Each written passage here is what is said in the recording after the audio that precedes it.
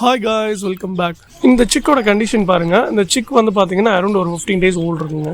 நம்ம கண்டிப்பாக வந்து வீக்லி ஒன்ஸ் வந்து ப்ரீடிங் பாட்ஸ் எல்லாமே இன்ஸ்பெக்ட் பண்ணி க்ளீன் பண்ணிகிட்டு இருப்போம். ஏன்னா அது வந்து சிக்ஸ் வந்து ஒரு 2-3 சிக்ஸ் இருக்கும் போதே நிறையா அது பூப் பண்ணி பாட் ஃபுல்லாகவே வந்து ஃபுல்லாக அதோட டர்ட் எல்லாமே ஃபுல்லாக ஃபார்ம் ஆகிருக்கும். இதனால் என்ன ஆகுனா கீழே பாட் ஃபுல்லாகவே அதில் ஃபங்கஸ் ஃபார்ம் ஆகிறதுக்கு சான்சஸ் இருக்குது. அதுலேருந்துமே வந்து பார்த்திங்கன்னா புழுலாம் வரதுக்கான சான்சஸ் இருக்குது.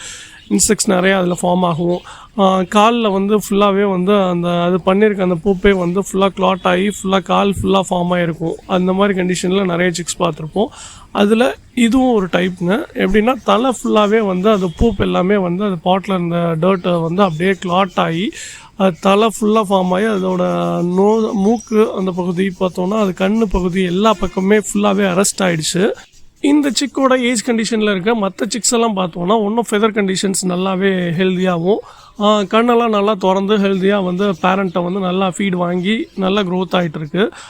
இதனால ப்ராப்பராக சர்வே பண்ண முடியல. இதை நம்ம சரியாக கவனிக்காமல் விட்டுருந்தோம்னா இன்னும் ஒரு 2-3 days இந்த சிக் வந்து இறக்கிறதுக்கான சான்சஸ் நிறையா இருக்குது. ஏன்னா அது தலையில் அந்த ஃபார்ம் ஆகிருக்க அந்த பூப்போட டர்ட் என்ன ஆகும்னா அது வந்து கொஞ்சம் நாள்பட அது ரொம்ப க்ளாட் ஆகி அது தலையில் வந்து ஃபுல்லாக புண்ணு வச்சு அது வந்து சிக் வந்து இறந்துடும். இந்த கண்டிஷனில் இருந்துச்சுன்னா இன்னொரு 2-3 days விட்டுருந்தோன்னா அந்த சிக்கு இறந்துருக்கும். இந்த சிக்கை எப்படி நம்ம வந்து ப்ரொடெக்ட் பண்ணி அது மேலே உள்ள அந்த டர்ட்லாம் வந்து எப்படி ரிமூவ் பண்ணி இதை காப்பாற்றுறோம் அப்படிங்கிறது தான் இந்த வீடியோ.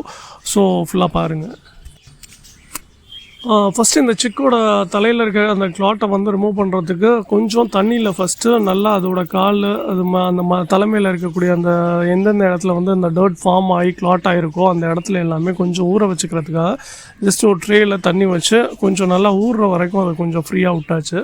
ஸோ நல்லா ஊறி அந்த இதில் இருக்கக்கூடிய அந்த க்ளாட் எல்லாமே கொஞ்சம் வந்து கொஞ்சம் லூஸ் ஆகிற கண்டிஷன் வரும்போது நம்ம பேர்ட்ஸோட ஃபெதர் இருக்குல்ல, ஸோ அந்த ஃபெதரோட அந்த பேக் வந்து பார்த்தோன்னா ரொம்ப ஷார்ப்பாக இருக்காது, கொஞ்சம் சாஃப்டாக தான் இருக்கும். ஸோ அந்த கண்டிஷனில் இருக்க அந்த ஃபெதரோட பேக் பாயிண்ட் இருக்குல்ல, பேக் பாயிண்ட்டை வச்சு கொஞ்சம் கொஞ்சமாக அதை வந்து ரிமூவ் பண்ணிகிட்டு இருக்கேன். அதுதான் இந்த வீடியோவில் நீங்கள் பார்த்துக்கிட்டு இருக்கீங்க.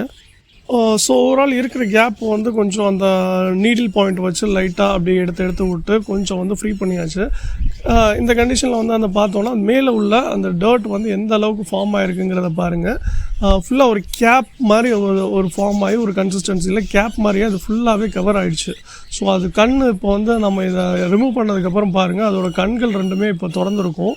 அதோட கண்ணோட லெவலுமே வந்து பார்த்தோன்னா வேறு மாதிரி ஒரு நார்மல் ஐயா இல்லாமல் கொஞ்சம் வந்து அது சஸ்டெயின் பண்ண முடியாமல் அது எதுக்கு அந்த ஃபார்மேஷனுக்கு ஏற்ற மாதிரி அந்த கண்ணோட லெவலே மாறி இருக்கு பாருங்கள். ஸோ இந்த சிக் வந்து கொஞ்சம் வளர இதோட கண்டிஷன் வந்து நார்மல் ஆகிடும். ஏன்னா இது வந்து க்ரோத்திங் ஸ்டேஜ். ஸோ இந்த ஸ்டேஜில் நம்ம பார்த்து எதாக இருந்தாலும் க்யூர் பண்ணிட்டோம்னா சிக் வந்து ஹெல்த்தியாக வளர ஆரம்பிச்சிடும். ஸோ இந்த சிக் வந்து நல்லாவே சர்வே ஆகிடும். இப்போ நல்லா ஹெல்த்தியாக இருக்குது. உங்களோட ப்ரீடிங் எக்ஸ்பீரியன்ஸ்லேயும் இந்த மாதிரி விஷயங்கள்லாம் நிறையா டிஃப்ரெண்ட்டான விஷயங்களை நீங்கள் ஃபேஸ் பண்ணியிருப்பீங்க. அந்த மாதிரி டிஃப்ரெண்ட்டாக நீங்கள் ஃபேஸ் பண்ண விஷயங்களை என் கூட ஷேர் பண்ணுங்கள். தேங்க்ஸ் ஃபார் வாட்சிங். Keep support and two subscribe.